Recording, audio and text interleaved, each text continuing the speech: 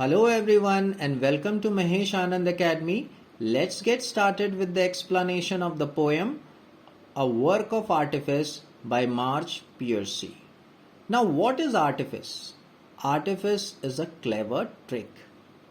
Artifice is something which is created by skill but just to deceive, misrepresent and mislead.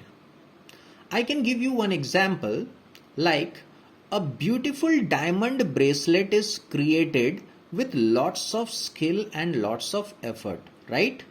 But that beautiful diamond bracelet will be called as artifice if the diamond used in that bracelet are fake one.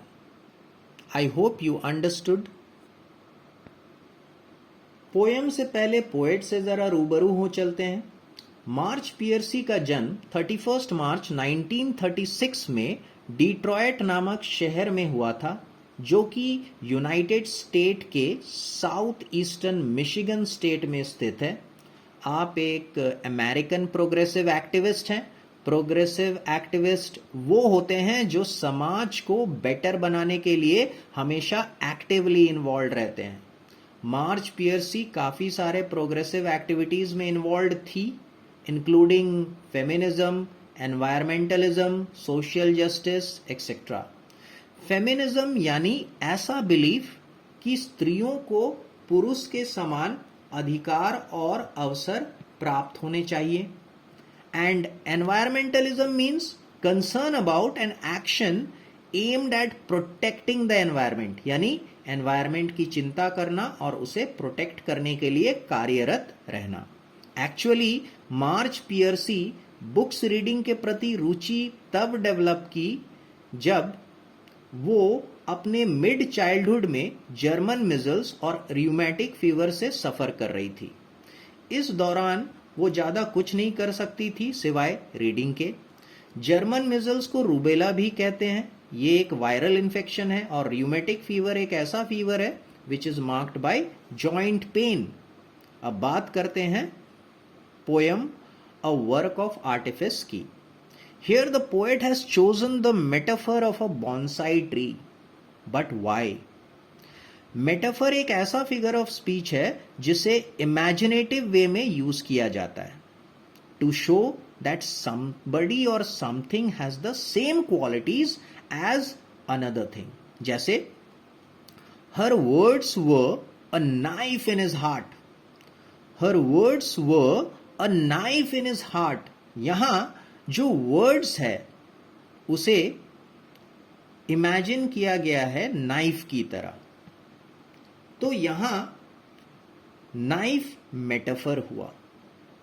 ठीक इसी प्रकार इस poem में women को bonsai tree के जैसा imagine किया गया है, तो बॉन्साई ट्री मेटाफर हुआ। पर सवाल अब भी यही है कि पोएट ने बॉन्साई ट्री को मेटाफर के रूप में क्यों चूज किया। The poet has chosen the metaphor of a bonsai tree to convey the idea that the potential of something can be limited or stunted by external factor। जो bonsai tree है ये एक fully grown tree का miniature version है, एक छोटा सा version है जिसे एक स्मॉल पॉट में ग्रो किया जाता है और केयरफुली प्रून्ड किया जाता है ताकि उसका स्मॉल साइज और शेप मेंटेन्ड रहे। The bonsai tree symbolizes the artificial confinement and suppression of women in a patriarchal society। अब सिंबॉलिज्म एक और लिटरेरी डिवाइस है। यहां बॉन्साई ट्री वुमेन को रिप्रेजेंट करता है, इसे वुमेन का सिंबल कह सकते हैं। गार्डनर सोसाइटल फोर्स का सिंबल है, पॉट वुमेन के लिमिटेशन का सिंबल है। जिस प्रकार गार्डनर बॉन्साई ट्री को रेगुलरली प्रून कर उसके ग्रोथ को रेस्ट्रिक्ट करता है, उसे ड्वार्फ रखने का प्रयास करता है, ठीक इसी प्रकार इस पैट्रियार्कल सोसाइटी यानी पुरुष प्रधान समाज में वुमेन के ऊपर काफी बंदिशें होती है, जिसके कारण वो चाहते हुए भी अपने रियल पोटेंशियल को शो नहीं कर पाती। वुमेन से ये एक्सपेक्टेशन होती है कि वे घर की चार दीवारी में रहे और हाउसहोल्ड टास्क में बिजी रहे। चलिए अब बढ़ते हैं लाइन बाय लाइन एक्सप्लेनेशन की तरफ। The bonsai tree in the attractive pot could have grown 80 feet tall on the side of a mountain till split by lightning. अब ये जो ओपनिंग स्टैंजा है बॉन्साई ट्री को इंट्रोड्यूस कर रहा है। किसे इंट्रोड्यूस कर रहा है? बॉन्साई ट्री को। किसको इंट्रोड्यूस कर रहा है? रीडर को इंट्रोड्यूस कर रहा है। और कुछ इस प्रकार से इंट्रोड्यूस किया जा रहा है कि ये एक मिनिएचर ट्री है जिसे एक डेकोरेटिव पॉट में केयरफुली कल्टीवेट और ग्रो किया गया है। अगर इसे उसके नेचुरल हैबिटेट यानी अलोंग द माउंटेन साइड में कल्टीवेट किया जाता या प्लांट किया जाता तो इसकी हाइट 80 फीट तक होती। तब ये जो फुल ग्रोन ट्री है इतना स्ट्रांग होता कि उसे डैमेज करने के लिए लाइटनिंग की जरूरत पड़ती। So here bonsai tree is a miniature tree that is grown in a pot which is pruned from time to maintain its small size.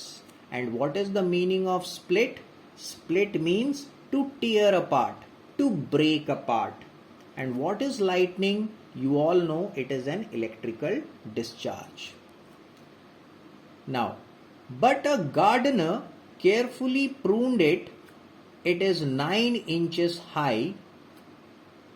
Every day as he whittles back the branches, the gardener croons.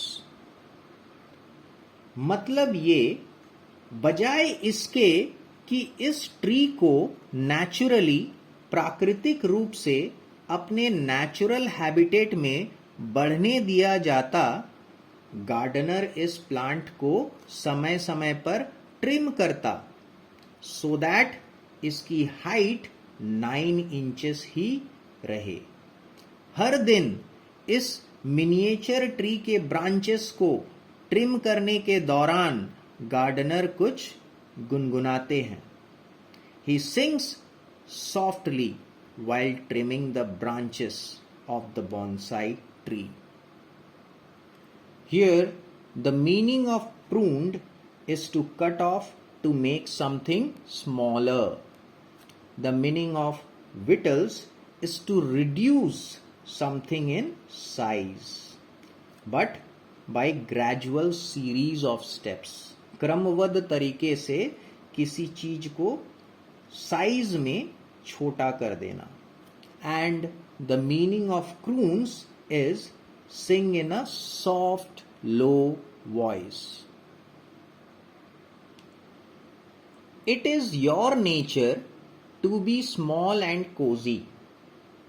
It is your nature to be small and cozy, domestic and weak. How lucky little tree to have a pot to grow in. Now gardener was singing softly, right, while pruning the branches of the bonsai tree.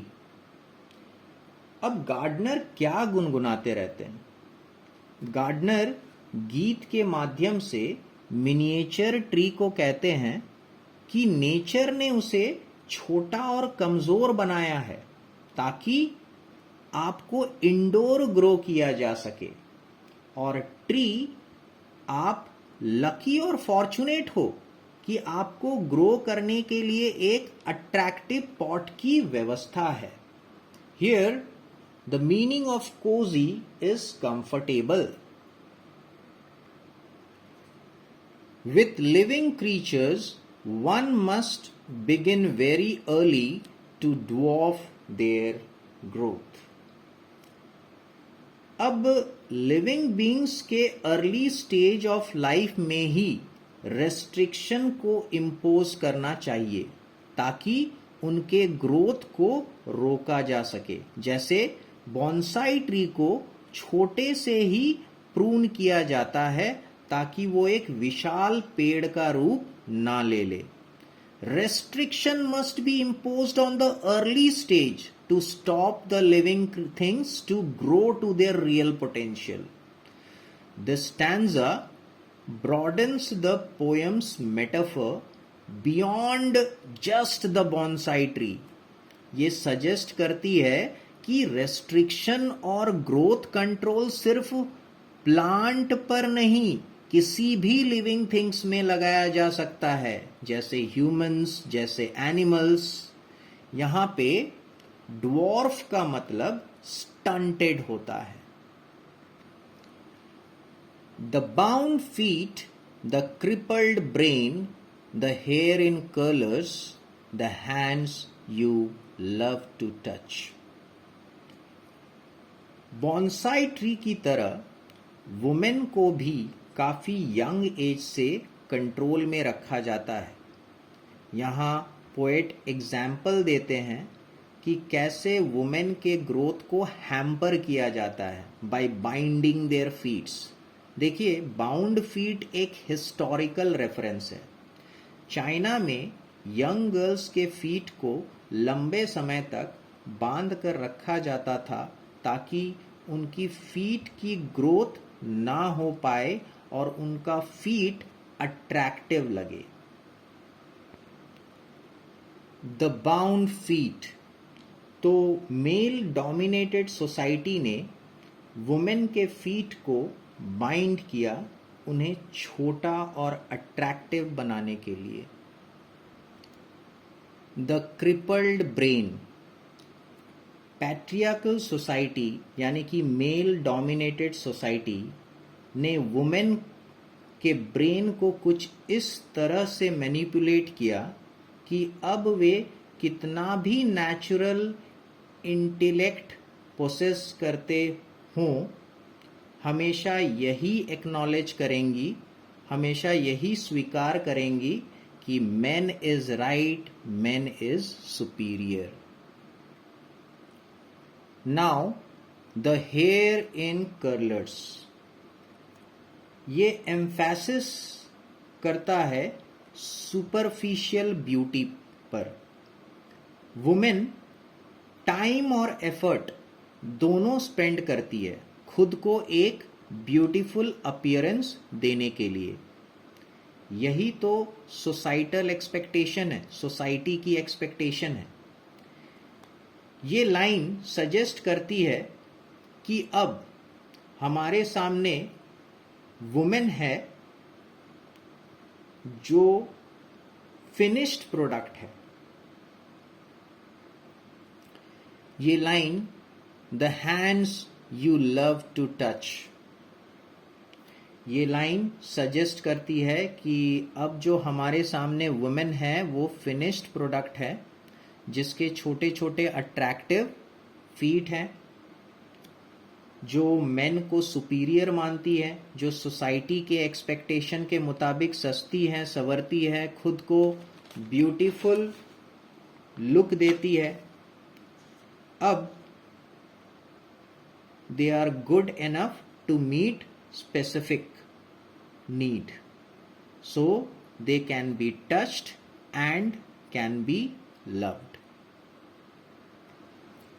In the entire poem we see that the poem is written in third person, but the last two lines the poem is in second person. The poem is of one stanza consisting of 24 lines. The poem is in free verse and has no specific rhyme scheme. You all know what is rhyme scheme. All the lines in the poems that rhymes with each other are assigned a letter. Like if I read out, roses are red, violets are blue, Shakespeare is dead, I had no clue. So here the first line is rhyming with the third line and the second line is rhyming with the fourth line. So I can give a rhyme scheme as AB AB. But I said that this poem has no specific rhyme scheme. So we are done with it. Thank you.